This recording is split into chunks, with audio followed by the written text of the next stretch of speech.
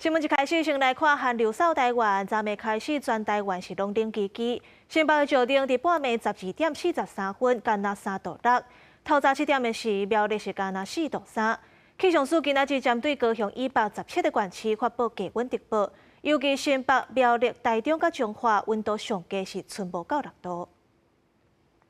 虽然雪已经停，不过太平山森林游乐区的日出，伫白雪的世界之下，看起来更加金光闪闪。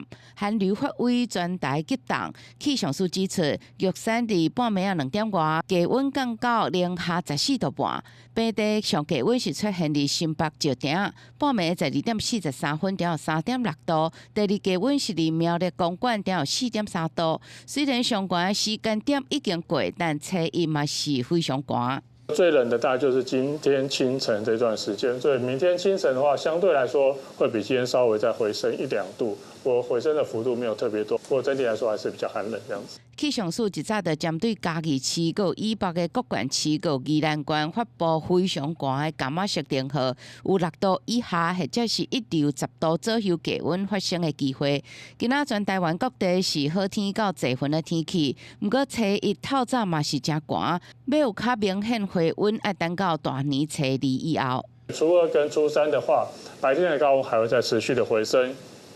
预计初3的话，各地的高温都可以来到20度以上，大概各地都可以来到20到24度。